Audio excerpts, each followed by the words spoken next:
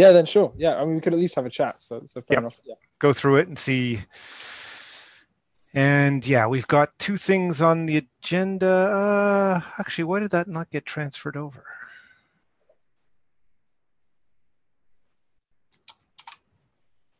And yeah, we've got two things on. Okay, so welcome to the Node.js Build Workgroup meeting for April 10th, 2018. We'll follow our standard agenda, which is in the issue for the meeting. Does anybody have any announcements to make?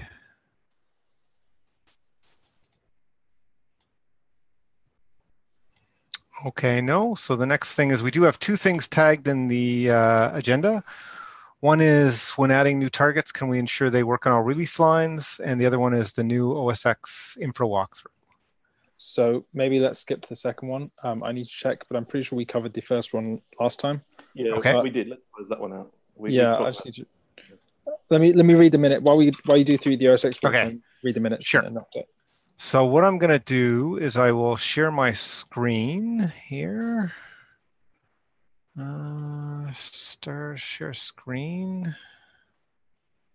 This guy.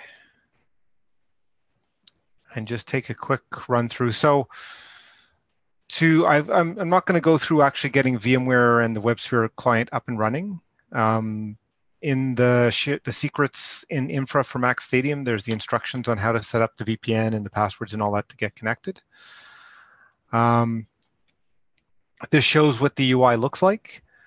And I'll sort of walk through how we set up, and then maybe we can sort of delve into what other questions there are in terms of what we don't cover by just going over those different things. So we only have one external machine. And that's what we've called the jump box, which is InfraMax Stadium WNX64.1.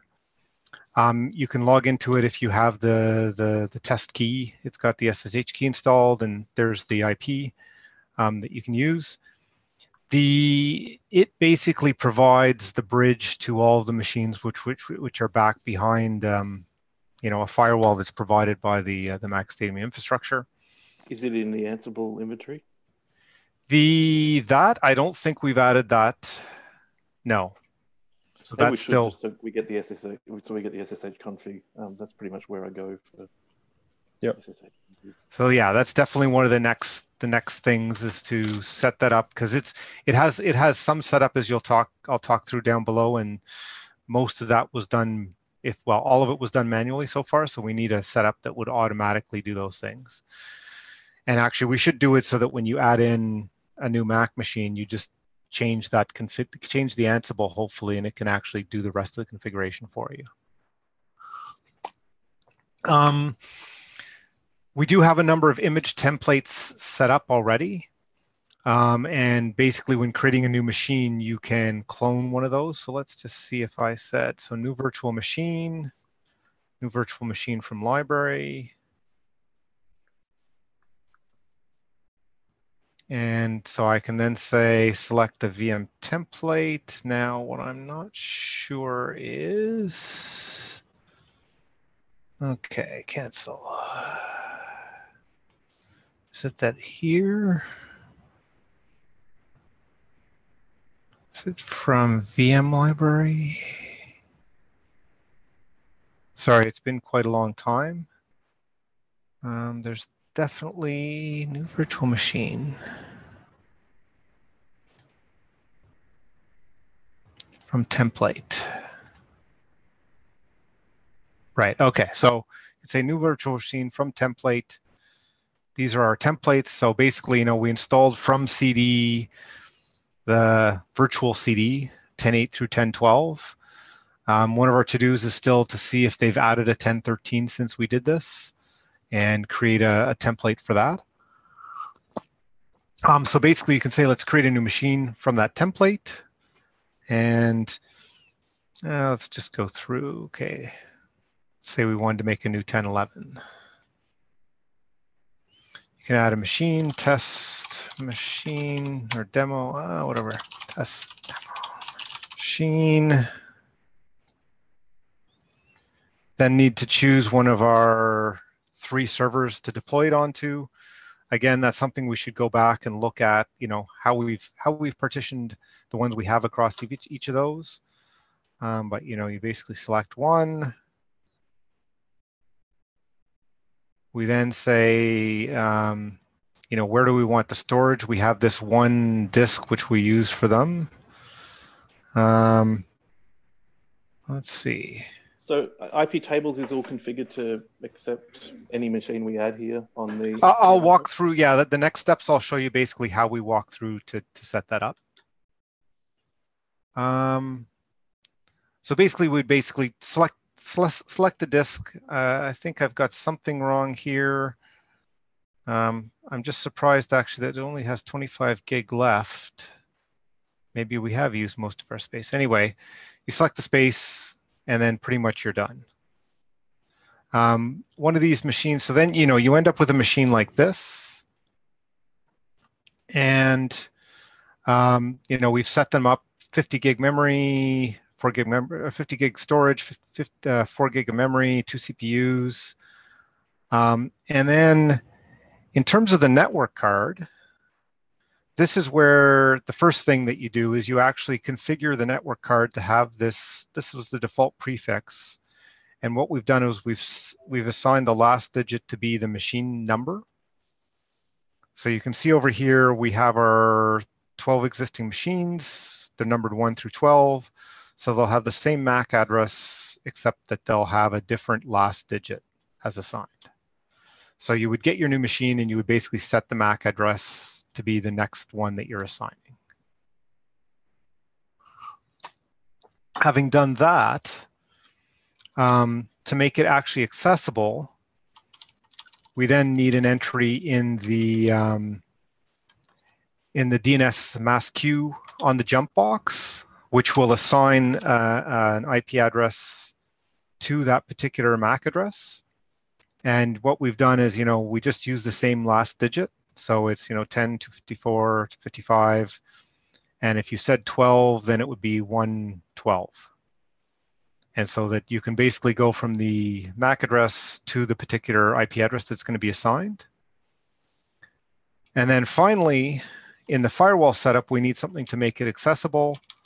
So again, these are things, part of the Ansible installation that we should actually make it so that you add to that, to one of the templates, and it'll add this IP tables entry for you.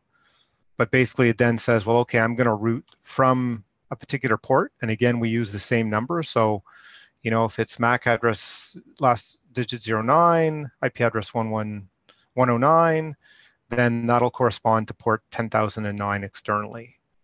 And this rule just sets up that NATing to map from the external port on the jump box to the internal IP address.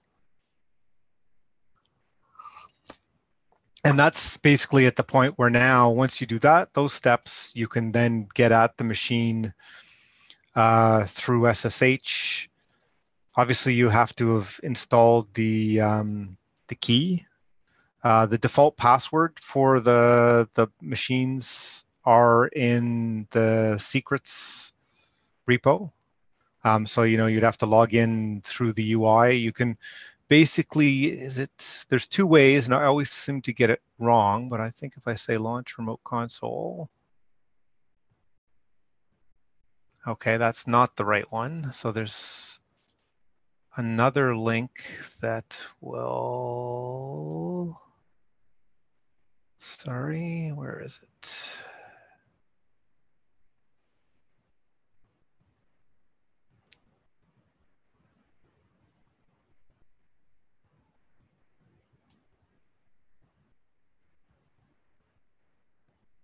Actually, if you just click on that, yes, okay. So if you just click on that, it'll give you the console where you can actually log in. As long as it starts up.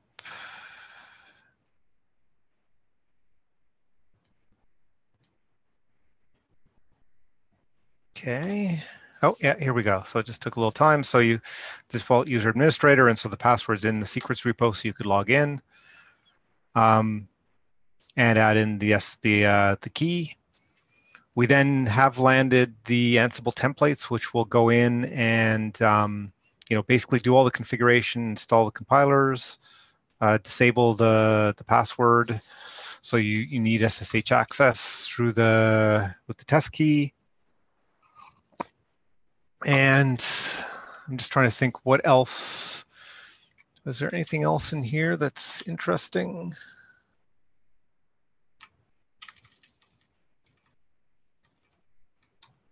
I think that's most of it. Do people have specific questions? So the Ansible scripts are pretty complete then. They do everything for test. Yeah, basically you once you run that Ansible script, you just then connect it up to the infra. That's, yep. Yeah, George did a good job of sort of figuring out all the different ins and outs and how to script all the things that needed to be installed. And how many of these are we actually using now in CI? So we have the 10 ones are actually in and being used.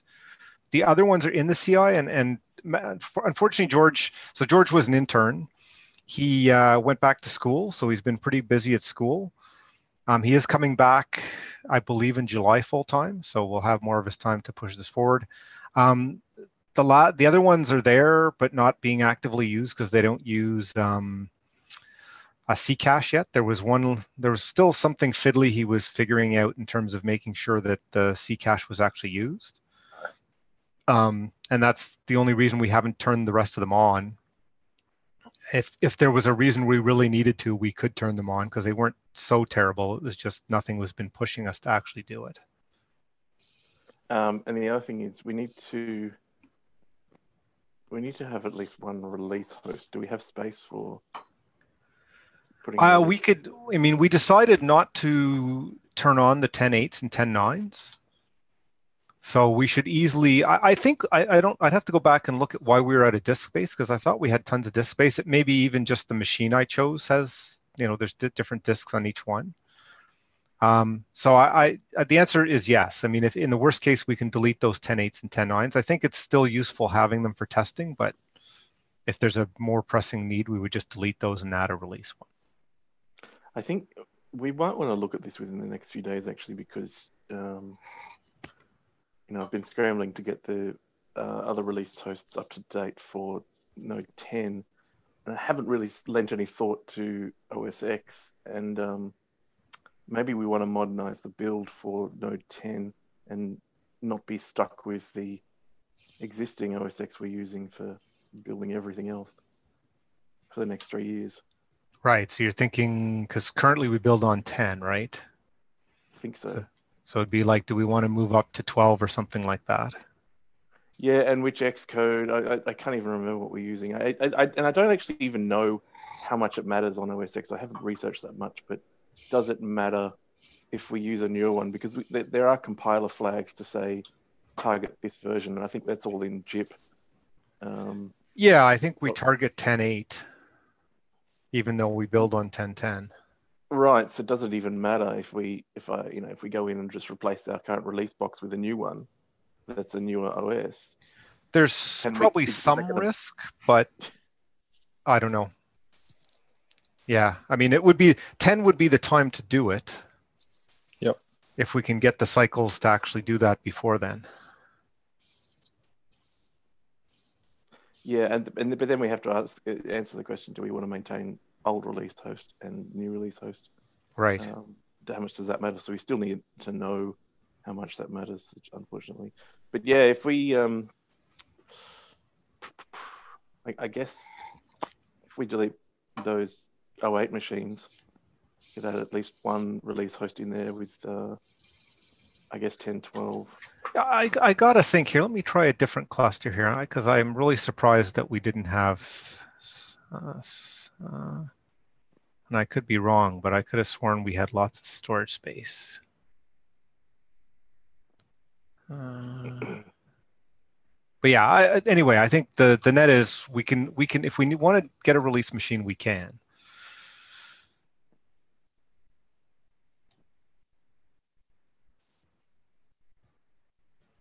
It's just a matter of it is quite close I'm feeling the pressure a bit myself in terms of we're trying to get Power and AIX up to date in time for the flip to 10, because we're only down. I think we have like a week and a half or something like that.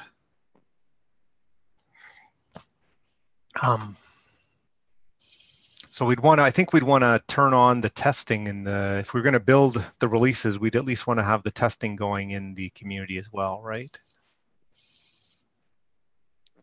Guess so, yeah. Oh, it's too much to do and not enough time. I mean, I'd almost, yeah. I mean, at this point, unless we have something pushing us, would it make sense to plan it for 9? Or sorry, not for 9, for 11? Yeah, but the pressure is that we're locked in for 3 years with the decisions we make within the next week and a half. Well, that we have been making. So that's the challenge, and because right now we feel that pain with CentOS 5. Mm-hmm. Thankfully, we're getting rid of that, but now we're locked into CentOS 6. And the dev tools. So we really need to have this clarified. That's what I've been trying to do, but just haven't been able to pull all the pieces together.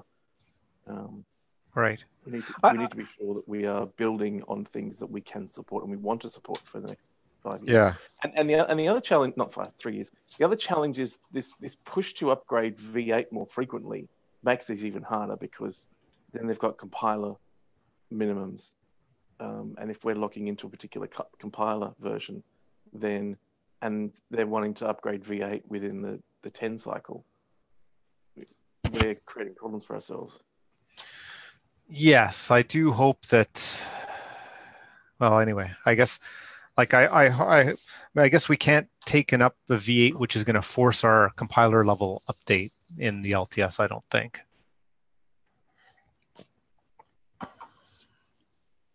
No, I mean, we're locking in. We really are.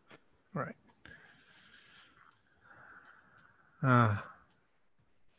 Something seems to have crashed in terms of my sharing. I'm going to try stop sharing. Okay, that did help. Yeah, I know it's like you said, too much to do and not enough time. Now I hesitate to say this because we thought an upgrade to 4.9 wouldn't be a problem, but it actually turned out to be breaking for power.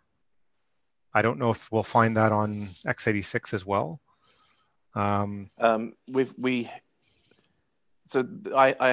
did that. Have I done it in release? At least I've done it in CI anyway. We now have the differential between everything before 10 and everything after 10, where we're using DevTools 2. We're locking in DevTools 2 for building for everything before 10, and then we're going to use DevTools 6 for 10 and later, which is a much later version of GCC. But is that right? I think that's right, yeah. I mean, I guess for Power and Linux 1, what I did is like the minimum that we state is 4.9.4. So I've basically for 10 and above, it builds on 4.9.4, and for below that, it builds on 4.8. Yeah, I think that should be fine.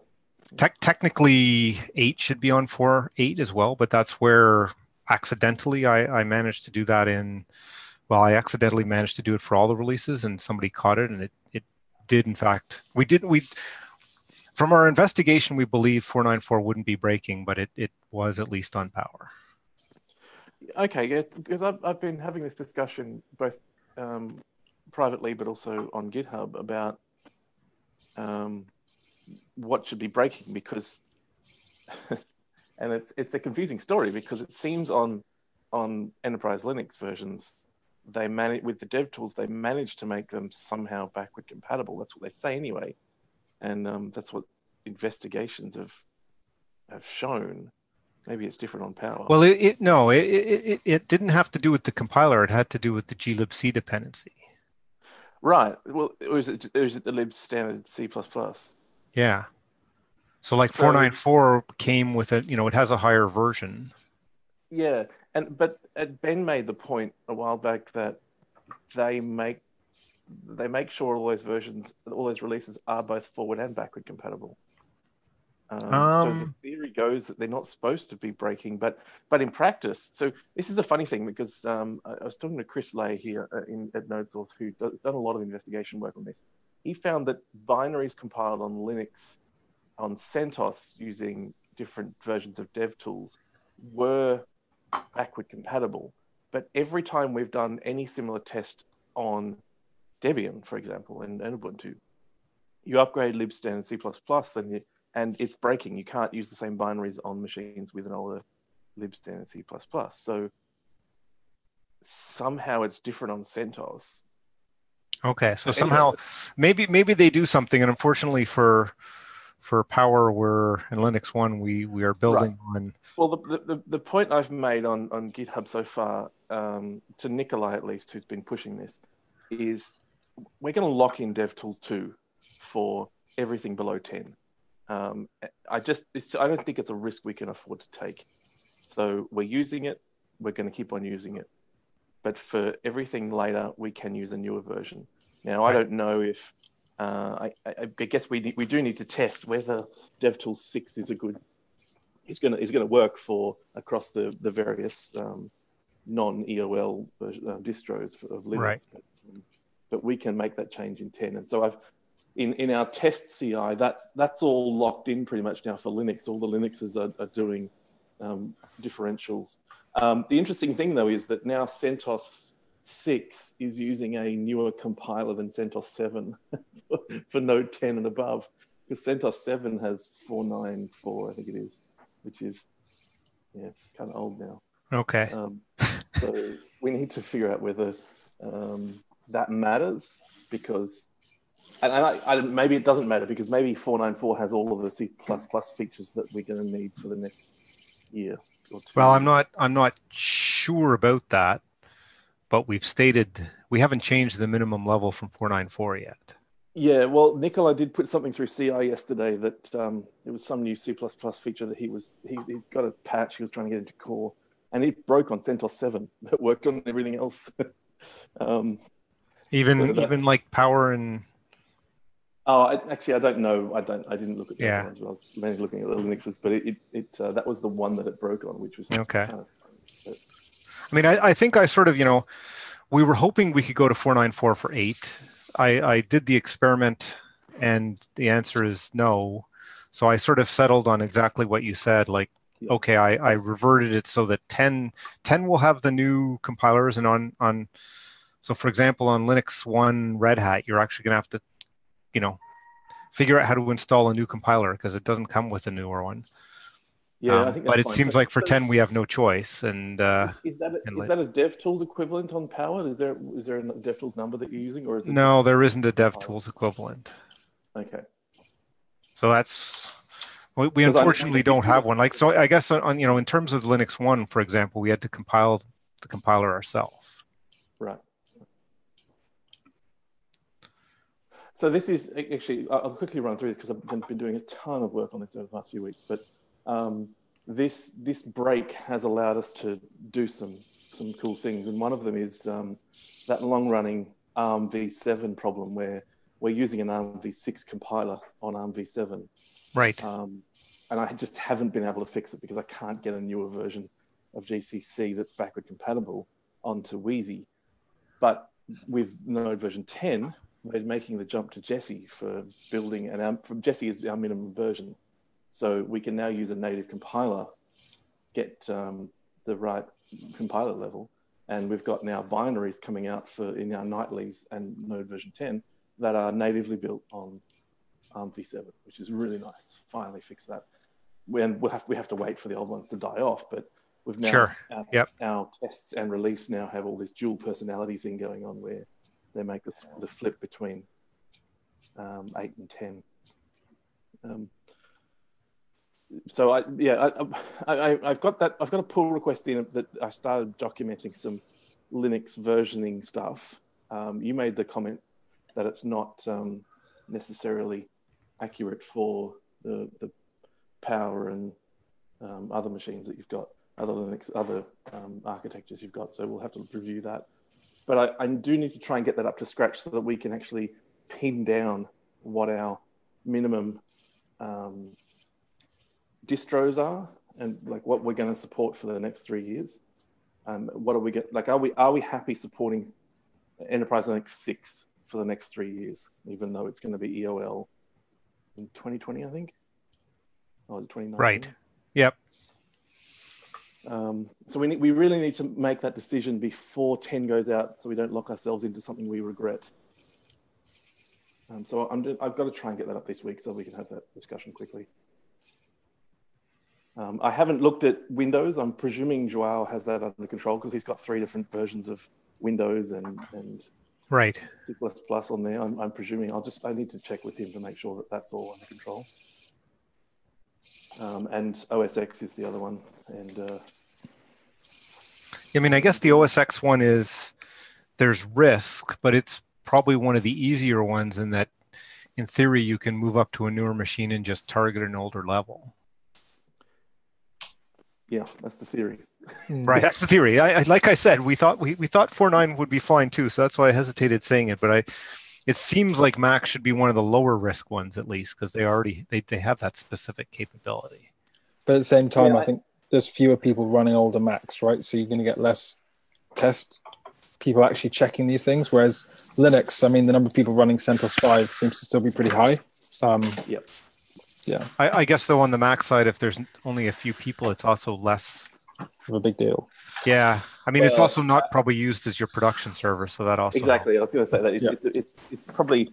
I don't think people want to hear us saying that, but it is. If we break it, it's not the end of the world. It's just like we'll have lots of people complaining. It's not. We're not going to kill many production deploys because there's not many people out there doing this stuff with vSphere to make production machines. Like it's just way too complicated. Yeah.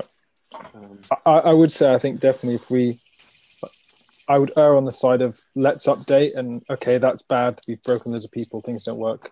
For all this complexity, we can now go back to using it on the old machines.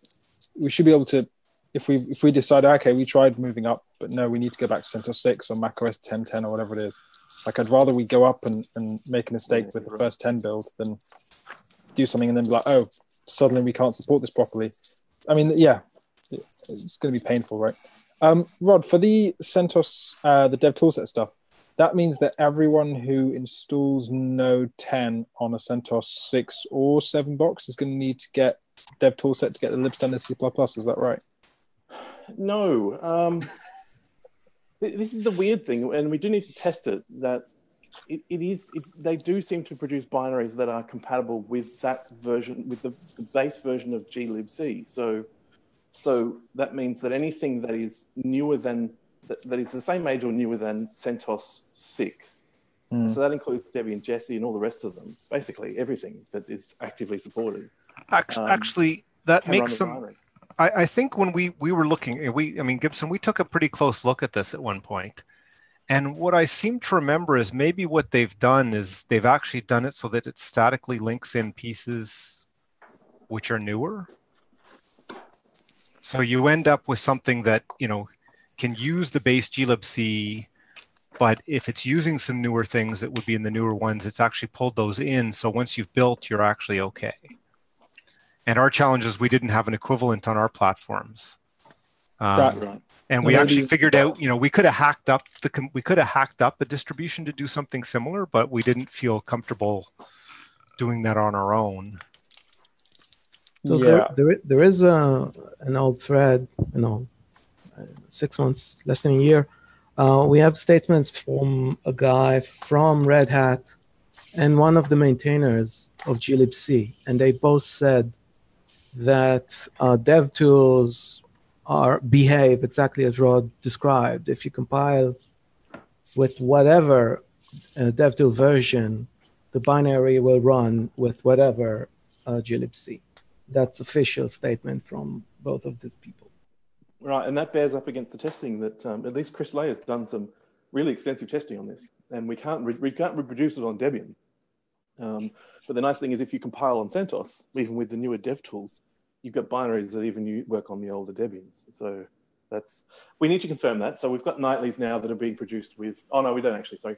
I haven't done that conversion on release. I was going to do that maybe today. binaries that are produced with DevTools 6. We need to test that they work on Debbie and Jesse.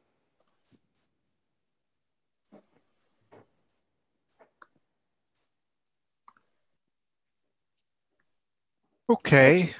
This is an interesting issue. Maybe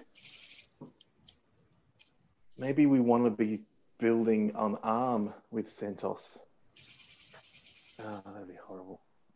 But I don't think anybody keeps steady DevTools binaries for ARM. Yeah, it's hard enough getting them for. Yeah, that's the magic. No, okay, we're stuck with Jesse. That's fine. Well, I've got that table, and I just want to make sure that Jesse's we're gonna be okay, like as a group. We will be okay with supporting Jesse for that long, even though it will be EOL by the time Node 10 is in maintenance, I think. I think that's okay because like we hung on to CentOS 5 for a very long time. Thankfully, this month we're supposed to be able to get rid of it, but we survived. Yep. Okay, well, let's have that discussion on GitHub about versions, but it really needs to happen this week so that we collectively agree that this is a burden that that both we are willing to take, but also whoever takes over from us is going to be able to handle.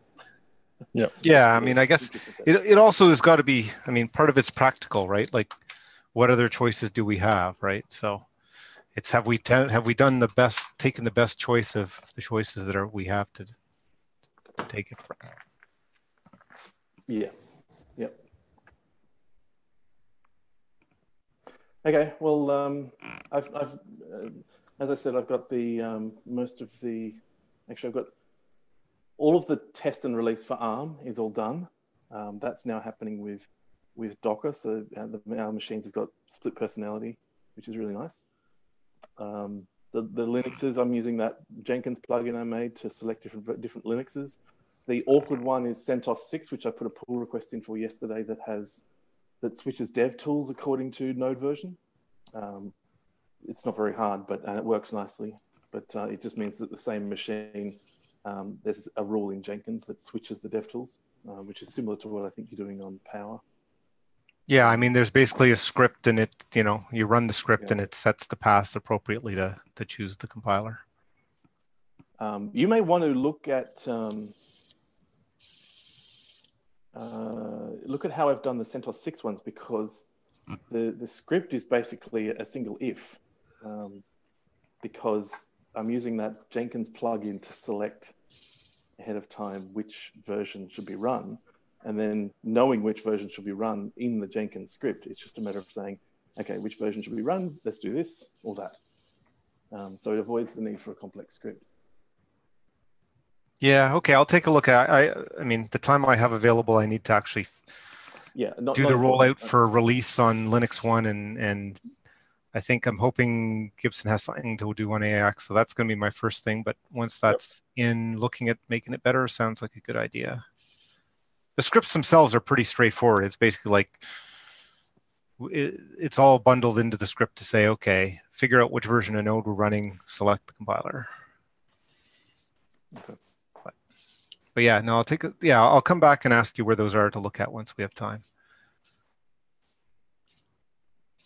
I did want to ask a question. You said Docker for Raspberry Pi, is that, or for ARM? Is that on Raspberry Pi? That was my question. Yeah, for Raspberry. Yeah. So it's all been merged now. So your Raspberry Pi now is incompatible. Right. So okay. It's not vital that you get it up to date, but you will want to have a look at that at some stage and make sure it runs. The other thing that I've done locally is all my Raspberry Pis now are booting from the network. Okay. So they only use the SD cards now for swap. So the Ansible files, the Ansible scripts reflect that, but there are branches for checking that. So in theory, it should work without network booting, but you'll want to run them to make sure it actually is compatible with that. So the idea is that the Raspberry Pis all run Docker, and they've all got these persistent containers that are running, and whenever a test or a build comes through, that the execution is run within that running container. So you don't need to start a new container, have that startup cost. It's just running, and you just say, push it into that container, do it there. Right. It's effectively you're creating virtual machines with Docker containers. Essentially, yeah. So on the older Raspberry Pis, we've got Wheezy and Jessie, and the newer ones we've got, on the middle ones, the Raspberry Pi 2s, we've got Wheezy, Jessie, Stretch, and on the Raspberry Pi 3s, we've got Jessie and Stretch.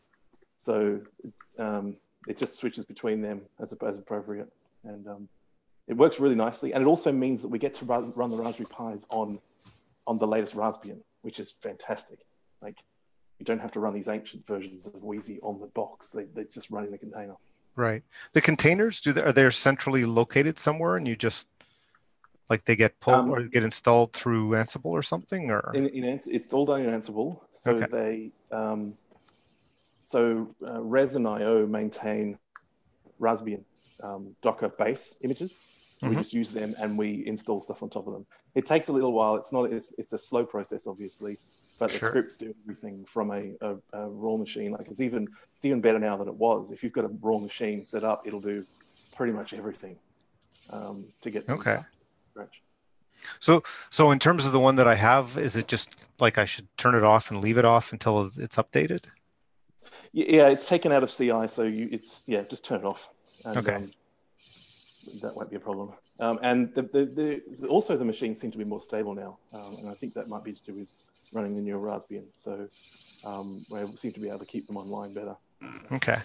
Well, that's good to know. So, and if I find time, it should be a matter of just running the Ansible script on it to configure it the way it needs to be to the new way. That's the theory. You just need to re-image it with the latest Raspbian, and then make sure you can SSH into it, and then run the Ansible against it, and that should be enough. Okay. Well, if I have spare time, I'll give that a shot. It sounds like if we haven't been having problems for the last little while, it's not a major urgent, but keep it in mind. Yeah. And the ARM v7 machines are basically the same, but we're using official base Debian images for that, which is nice. So we get the proper Debian stuff. I'm still configuring the older build or the older images using the Raspbian compiler, as I said, which gives us ARM v6 builds on ARM v7. But the newer ones, it's completely native Debian, which is great. So all our Scaleway machines have been completely transformed to, and on the Scaleway now we're running Ubuntu 16.04 as our base, and then running Debian inside the containers just because it's more stable.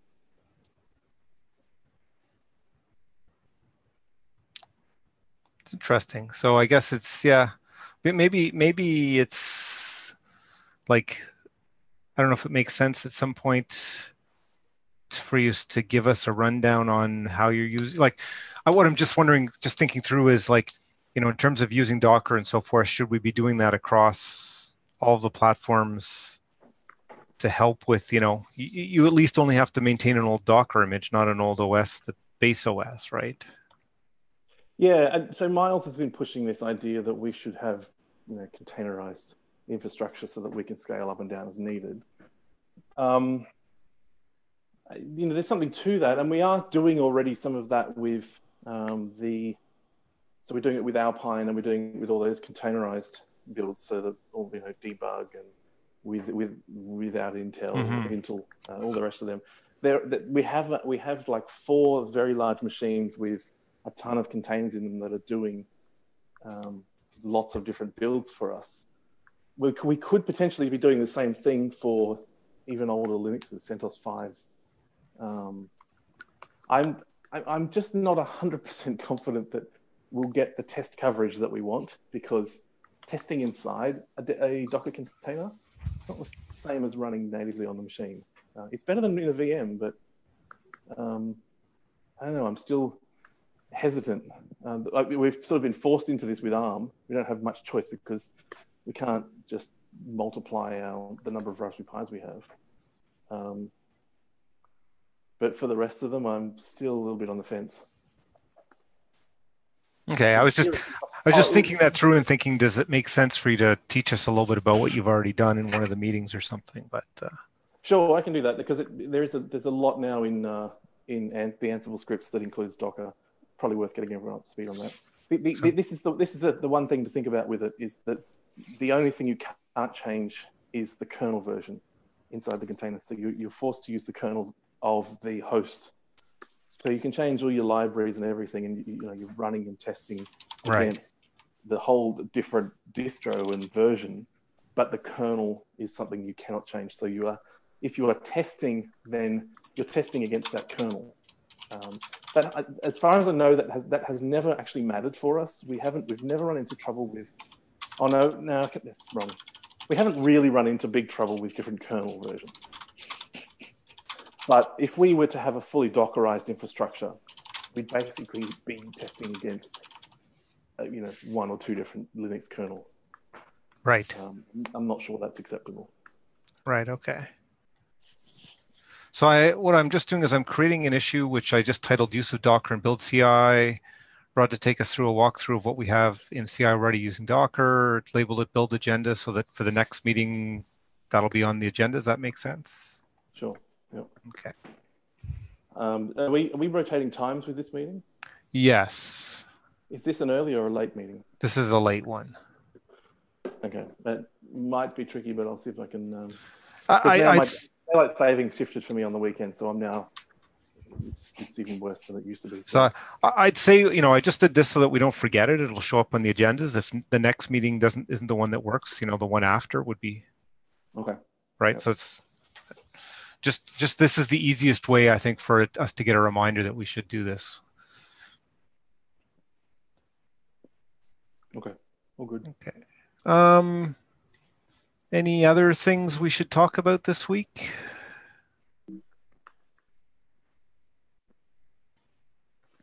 I guess there have been. It seems kind of like CI has been relatively red. Yeah, there's multiple people chasing that. Oh, right. Well, one thing I did yesterday is I got most of the Ubuntus and Debians with modern versions of Git. So that's been amazing for CentOS 5 machines. Newer version of Git has just completely stabilized them. So that's gone from like 1.8 to something higher has made a big difference? Yeah, we're basically using 2.16 on, we're manually compiling that, but on everything else, we're even getting 2.17 now. So CentOS 6 has had problems with stability with Git, but I upgraded that yesterday. They're using a modern Git, and I haven't looked today whether that's stabilized anymore. Debian 8 had similar problems, but it's been upgraded too, as have all the Ubuntus. They're now using basically the newest version of Git. So that should help stabilize. The only other instability that I'm aware of that is our concern is something that, Raphael, you were commenting on it yesterday, but we've seen a lot of is this Java error trying to run the remote commands through the, basically the stack trace talks about, cannot create proxy class. And it's just a horrible stack trace that doesn't give you any information. Basically, trying to run a remote command on the machine and it can't do it. I did a deep dive through Google, and it all leads back to us, to issues on our repo. It seems like my working assumption is that we need to update the slave jar, the Jenkins worker. As I said, I did that on SmartOS. One of the two SmartOS 16 machines has got this problem persistently. And nothing I could do, including upgrading slave jar, nothing I could do got rid of it. And so I've had to take it offline. Okay, so at least we have an interesting testing ground, because it did solve the issue. I solved it on at least 4 machines in the last 2 days. But was that because you upgraded that or because you restarted it? I didn't restart the machines. I restarted, You restarted the Java process. So that's the thing. That could be what's solving it, just that fact. Oh, I did that today. Today didn't help me with one of the Ubuntu 16s, I restarted the service and it still kept failing the remoting. It stopped after I upgraded the job. So these things that are running, there's a whole lot of remote commands that basically the plugin authors get to write as if they're doing local stuff, but they're executed remotely, and it just pushes the code remotely to execute it. It could actually be hiding something more sophisticated, like no, it's not going to be Git because Git shows up differently. I don't think anyway. But I actually do think it's Git, because in all the stack traces, the Git interface is mentioned as one of the proxies that's failing. So it might be some sort of Java jar remoting Git problem. well, if Git's showing up, then that could be the Git version, and hopefully upgrading Git will fix that. But there's other things like if, for example, it doesn't have permission on the file system to delete a directory or make a directory, that I think it can show up as that kind of error, and it can be hidden behind those horrible stack traces. You can't really figure it out, but it can be simple things like file system operation problems. So that was another one of my assumptions. So aside from that, I think that's our main problem left, is this weird Jenkins problem. We're not getting a ton of them. We're getting enough for it to be annoying and a problem. But a lot of the instability is to do with our test suite. And I know that a bunch of people are chasing down those things. Like we got there was at least one or two flaky jobs that I saw repeatedly, and somebody at least said, yeah, it's my issue. There's a weird Linux one that mainly happens on, it shows up more frequently on Debian 8. Yeah, that one died. Yeah, I saw several failures there. Yeah, but we've got Joy, Anna, Rich, a bunch of people in looking at that. So at least it's being looked at. And in that, as a way to facilitate them, I started looking at the old work that was done moving from TAP to JUnit, which seems very promising. At least it completely revamps the GUI, and it's so easy to find where the failure was out of the 2,500 tests that we have, and shows the stack trace. And it's very easy to based on the Jenkins master and makes Jenkins faster. Yep. Jenkins, I found Jenkins a bit unresponsive as well today. I mean, I know it just seems to come and go randomly, and sometimes it's great, but just. So there was a lot of work done, and it seems like all of our workers have the tap to JUnit script on them. So it's just a matter of configuring the jobs to use it. I would say most. Most. But yeah, I agree. Like most of it looks like it's been done. It's just a question of actually someone going that last bit of effort to get it to work. What needed to be done was there stuff on each of the machines, or what was that? You need to add you need to run this, because we don't have a native JUnit output for our test suite, which actually I was looking at.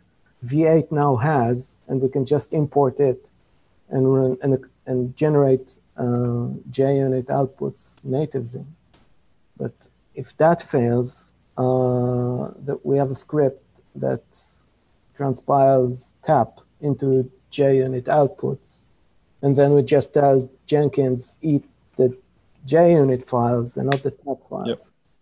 It's just a Python. It's just a Python module, Michael. It's just a pip install. It's right, but 200 lines. So you need to add a post build job to transpile the files and switch from the tap plugin to the JUnit plugin. I think we probably need like one of your jobs like you did for Java 8 that says, does this run properly across all the machines? Yep. Like I know we discussed pip and stuff like that even for AIX back when, but I just don't know that it's done on all of them. Yep.